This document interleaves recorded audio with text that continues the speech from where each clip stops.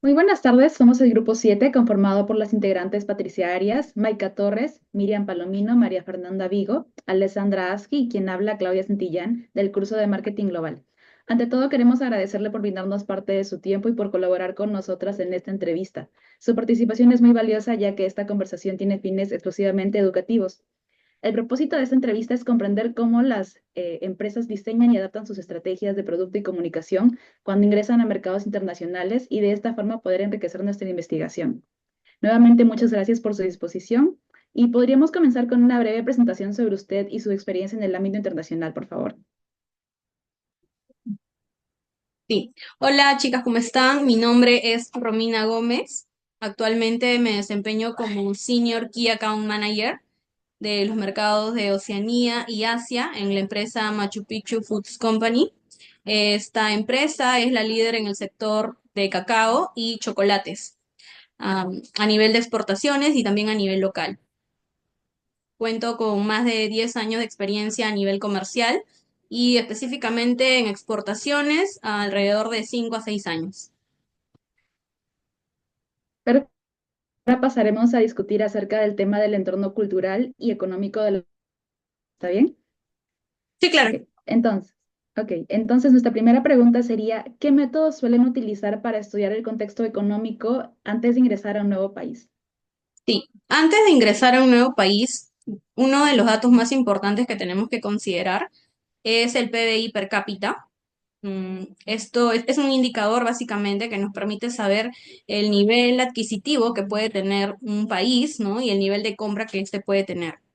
Otro factor muy importante también es el tipo de cambio, ¿no? Como saben, las monedas, las fluctuaciones que existen a nivel mundial, también es un factor muy importante, ¿no? No podemos ingresar a un país cuya economía es muy inestable, ¿no? Lo cual esto no nos garantizaría poder hacer firmemente algún tipo de negocio con ellos.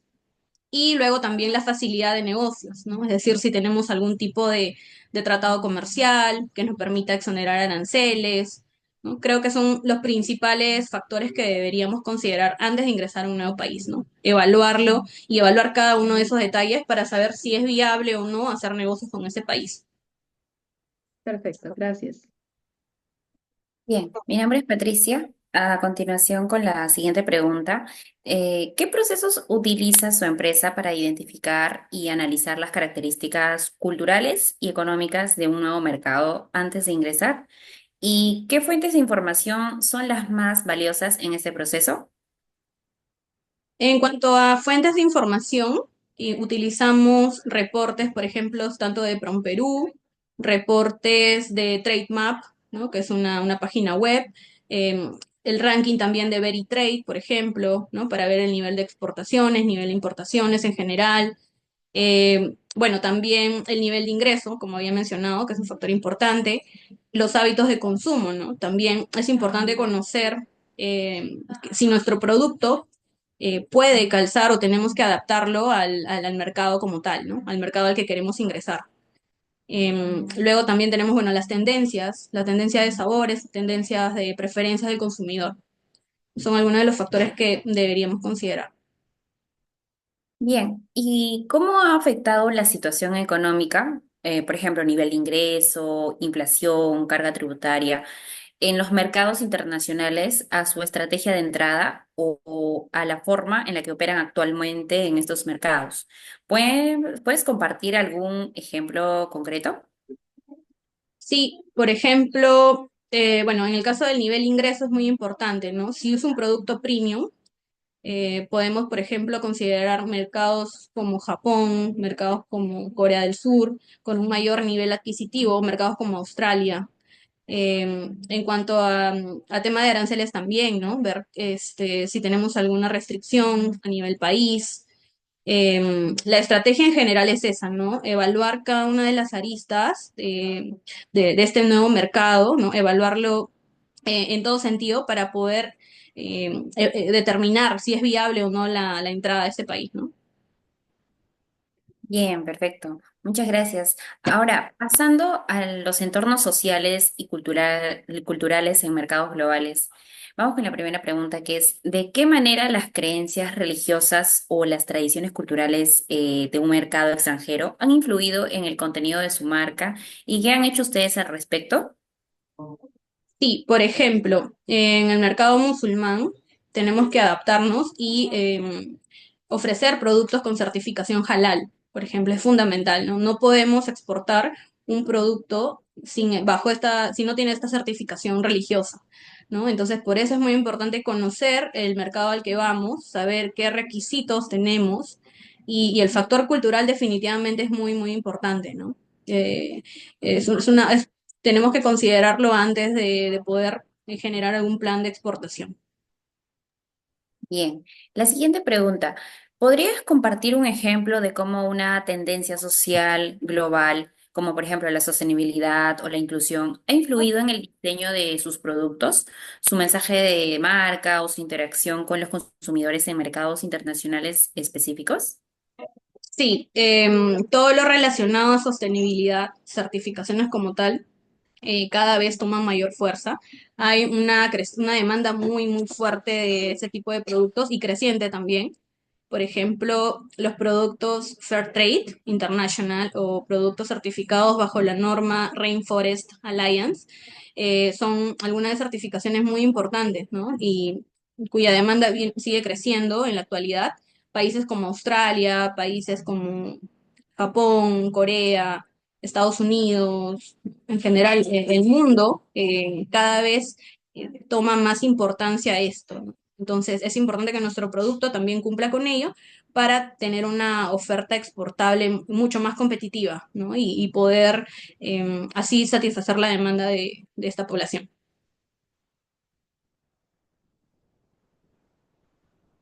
Bien, muchas gracias. Continuando con el tema, ¿nos podría comentar cómo adapta su empresa sus estrategias de comunicación y marketing para resonar con las diferentes estructuras familiares o creencias religiosas predominantes en los mercados donde opera? ¿Puede mencionar alguna campaña o iniciativa específica? Sí, por ejemplo, para el último año lanzamos en conjunto con marketing una campaña promoviendo ciertos chocolates. Para ello consideramos fechas importantes como el White Day en Japón y adaptamos esa publicidad. También consideramos algunos factores culturales, ¿no? Por ejemplo, no recargar mucho la publicidad como tal, enfocarnos más en las propiedades del producto como tal. Si, por ejemplo, en el caso de los chocolates, muchos de los clientes nos preguntan por los polifenoles, ¿no? Que es un componente muy importante a nivel de salud, ¿no? Entonces, adaptamos esa comunicación al país destino. Y así, uno a uno, trabajamos cada una de las campañas, tanto en cuanto a promoción de ferias comerciales, ferias internacionales, evaluar muy bien cómo debe ir la comunicación. No es lo mismo dirigirte a un cliente japonés que a un cliente de repente de Estados Unidos, ¿no? O de Canadá. Entonces, es muy importante eso, ¿no? El factor cultural a nivel de todas las comunicaciones que se lancen. Ok, perfecto. Ahora, continuando, ¿qué mecanismos tienen implementados para identificar y responder a cambios demográficos significativos en sus mercados internacionales y cómo estos cambios han afectado sus decisiones estratégicas? Bueno, en el caso por ejemplo, voy a tomar un ejemplo, ¿no? En el caso de Australia, el factor demográfico, el PBI de cada uno de los habitantes es muy importante, es un indicador que representa o que indica como que el país es apto para poder comprar ciertos productos premium, ¿no? Luego también la edad promedio, ¿no? de cada uno de los consumidores, a qué público nos estamos dirigiendo. ¿No? Si en el caso de Japón, por ejemplo, la gran mayoría de la población es de tercera edad o personas muy mayores. Entonces, la comunicación y este factor demográfico es muy importante para determinar cómo ingresar, cómo dirigirnos, qué tipo de comunicación emplear, etcétera, ¿no? Definitivamente el factor demográfico también es muy, muy importante. Conocer quién Perfecto, es tu público objetivo, ¿no? perfecto. Gracias. Bien, pasando a otro tema, como es el de mercados regionales y acuerdos comerciales. Vamos con esta pregunta que es, ¿qué consideraciones logísticas y de costos de exportación son las más importantes al operar en diferentes regiones económicas? ¿Y cómo influyen las certificaciones exigidas o los requisitos legales en su estrategia de entrada regional? Bueno, en cuanto a los costos logísticos, estos van muy de la mano con los tiempos de tránsito y sobre todo también, por ejemplo, con las cotizaciones que nosotros podamos ofrecer, ¿no? En cuanto a certificaciones, es importante determinar qué tipo de producto primero queremos ofrecer, ¿no? Por ejemplo, si hablamos de un orgánico, determinar qué certificación necesitamos. Por ejemplo, en el caso de Estados Unidos necesitamos una certificación USANOP, en el caso de Europa, una certificación EU, en el caso de Japón, una certificación JAS. Las tres son certificaciones orgánicas, pero cada una tiene requisitos completamente distintos, ¿no? Y enfocados en el país de destino. Por eso es muy importante ello, ¿no? En Estados Unidos, por ejemplo, adaptamos etiquetas o rotulados bajo la FDA, ¿no? Que es el ente regulatorio. En el caso de Japón, el Ministerio de Agricultura de ese país, por ejemplo, ¿no? Entonces, sí, hay muchos factores que pueden determinar o pueden impactar en nuestros costos. Por eso es importante revisar, ¿no? Antes de poder implementar algún plan de exportación como tal. Los tiempos de tránsito también. En temas logísticos, el tiempo de tránsito es vital. No es lo mismo enviar una carga vía marítima a Australia que enviar una carga a Estados Unidos, ¿no? Estamos hablando de una diferencia en el primer lugar, de 80 días, 70 días. En el caso de Estados Unidos hablamos de 25 a 30 días, ¿no? Entonces es abismal la diferencia y esto puede impactar definitivamente en nuestros costos, la alta volatilidad en cuanto a fletes, por ejemplo, ¿no? Si vendemos bajo un determinado Incoterm, es algo que tenemos que evaluar, ¿no? Bien, ahora la siguiente pregunta es, ¿podrías describir cómo su empresa evalúa y selecciona las estrategias de entrada más adecuadas para diferentes mercados regionales, considerando factores como los acuerdos comerciales y las regulaciones locales? Ujú. Sí, por ejemplo, en el caso de Japón, tenemos acuerdos comerciales, pero este arancel cero no aplica para todos nuestros productos. Entonces, es importante conocer cuáles son los aranceles que tenemos vigentes según el TLC, en qué productos podemos tener mayor ventaja competitiva, ¿no? Y poder ofrecer mejores precios más competitivos. En el caso de, por ejemplo, el mercado australiano, ¿no? En mercados nuevos preferimos trabajar a veces con distribuidores, ¿no? Y recientemente ingresamos a un mercado que es Nueva Zelanda, Australia, entonces la estrategia ha sido centrarnos en distribuidores como tal para poder iniciar y poder iniciar sobre todo con estas relaciones comerciales. Entonces, cada país, dependiendo de la situación, la coyuntura, si tenemos TLC, no tenemos, tenemos contactos directos con distribuidores o no, si vamos a entrar en supermercados, cada estrategia es distinta, ¿no? Entonces, de acuerdo a esos factores, podemos determinar cuál es la mejor manera de ingresar a una nueva región o a un nuevo país. Bien, muchas gracias. Bueno, y ahora continuando con los mercados emergentes, las regiones y los grupos de mercado, queríamos preguntarte qué factores geopolíticos, económicos o comerciales considera su empresa al priorizar la entrada o la expansión en diferentes regiones o países. ¿Podrías mencionarnos algún ejemplo de cómo estos factores han influido en una decisión específica? Ujú. Sí, en cuanto a factores geopolíticos, económicos o comerciales, de hecho nosotros como equipo tenemos que estar constantemente alineados a la actualidad, ¿no?